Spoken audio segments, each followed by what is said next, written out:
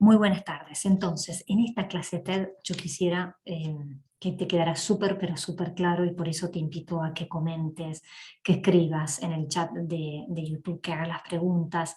Después tendremos la posibilidad de la clase entera, pero ahora son algunos tips para que no te lo olvides nunca más. Nosotros, ¿qué fue lo que nosotros, digamos, estuvimos viendo en la clase pasada? Por un lado, dijimos que un instrumento de recolección de datos es un instrumento que tiene el investigador. ¿Para qué? Para poder registrar toda esa información sobre las variables que tiene en mente, ¿no? Sobre una temática que va a estudiar. Y por eso era tan importante la validez, la confiabilidad y la objetividad. Recordemos que la validez era este instrumento por la cual mide aquello que pretende medir. Dábamos el ejemplo del termómetro. La confiabilidad, decimos que cuando es un instrumento que al repetirlo sobre un sujeto y un objeto repetidamente, da lo que llamamos la coherencia, la consistencia de ese instrumento.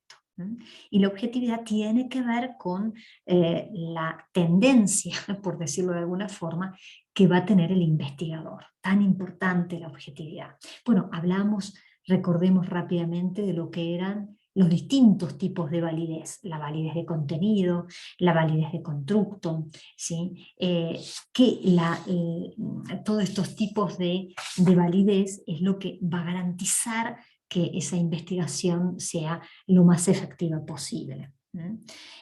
Recordemos que la validez de contenido tenía que ver con un test, digamos, adecuado sobre un contenido que queremos analizar. Por ejemplo, decíamos, no es lo mismo decir el rendimiento académico de una materia y analizar in situ, en campo, de otra materia. O sea, digo, es importante saber sobre qué contenido vamos a trabajar, cuáles van a ser esas variables de análisis que vamos a incorporar dentro de ese instrumento. Esto vos ya vas a ver la clase entera porque, y yo ya en las otras clases estuvimos hablando de todos estos temas. Pero ahora me quisiera detener justamente en lo que estás viendo acá en el slide, ¿sí? Los tipos de muestreo. Pero para decir que existen tipos de muestreo, es importante que te quede como súper claro cuál es la diferencia entre una población, ¿sí? Y una muestra. Cuando nosotros hablamos de población, estamos diciendo que es la totalidad de elementos que se va a estudiar. Esa totalidad de elementos que se va a estudiar, cada uno de ellos comparte alguna característica común. Podemos decir que podemos analizar la población de personas, de lugares, de cosas. Existe lo que llamamos la población finita y la población infinita, ¿sí? Por ejemplo, yo digo la población finita, la cantidad de inscriptos en un gimnasio.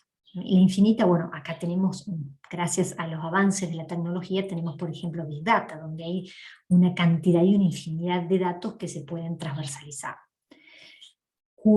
Ahora, ¿por qué es importante? Porque la población debe ser medida, debe ser estudiada y debe ser cuantificada. Entonces, ¿dónde entra el muestreo? El muestreo es una porción representativa de esa población y tiene las mismas características. Ahora, para poder muestrar, digamos, ¿qué es importante tener presente? Que no nos podemos olvidar. Que tenemos una serie de pasos. O sea, tenemos que determinar la población o el parámetro que vamos a utilizar, el marco apropiado, el tamaño de la muestra, la validez de esa muestra, ¿sí? Esto es importante. Eh, Ahora bien, cuando nosotros hablamos de muestreo tenemos que identificar los distintos tipos de muestreo, como vemos acá atrás, ¿sí? Acá tenemos muestreos no probabilísticos y muestreos probabilísticos, ambas dos. Ahora, ¿cuál es la característica? Que rápidamente, así te lo digo a simple y a grandes rasgos, que el muestreo probabilístico todos tienen igual posibilidad de ser analizados. Vamos a ver la importancia de la distribución normal dentro de una curva estandarizada. Por ejemplo, un muestreo, te digo solamente un ítems dentro de lo que vamos a ver cada uno de ellos, pero cuando nosotros hacemos un muestreo, ¿sí? Utilizamos, seleccionamos cada uno de esos elementos del conjunto y dentro de ese conjunto sorteamos el elemento de análisis. Bueno, así, cada uno de ellos, ¿sí? Cada uno va teniendo sus distintas características. Y ustedes capaz que me van a preguntar, bueno, pero ¿cuál les conviene más? Bueno, a ver, no hay, si bien hay una regla, ya en las ciencias sociales se ha trabajado muchísimo, hay que ver qué es lo más apropiado para nuestro caso de investigación.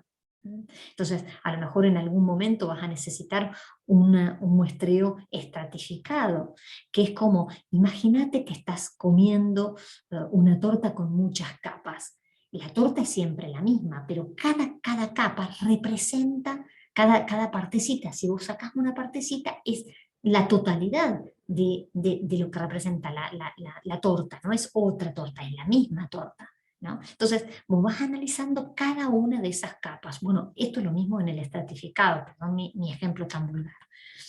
En el muestreo no probabilístico, ¿sí? Ya entra en juego el criterio, la conveniencia del investigador. Hay algunos de ustedes que por los casos que están usando, que están analizando, yo les he dicho que tengan presente que por ahí pueden utilizar un muestreo no probabilístico, que por conveniencia ustedes digan, bueno, vamos a hacer este tipo de encuesta porque necesitamos tal cosa, o a través de bola de nieve, o a través de un juicio, que ustedes digan, bueno, de acuerdo a otros trabajos de investigación que se hayan hecho, ¿sí? Tomamos ese criterio de referencia. Entonces, estos tipos de muestreo, lo único que ustedes van a decir, bueno, ¿es veraz? Bueno, sabemos que cuando utilizamos un muestreo probabilístico siempre es más confiable y más válido que un no probabilístico, y entra un poco más en juego la subjetividad del investigador. También vamos a ver el error muestral, porque no siempre en los trabajos de investigación hay siempre, es decir, el 100% de veracidad. Siempre se trabaja con un margen de error. Bueno, básicamente entonces estos los grandes temas de la clase de hoy. No te lo pierdas, trata de seguir toda la clase, también la clase entera, y no dejes de consultarme, de preguntar, y te agradezco por todo el compromiso que estás desarrollando en la materia. Nos vemos.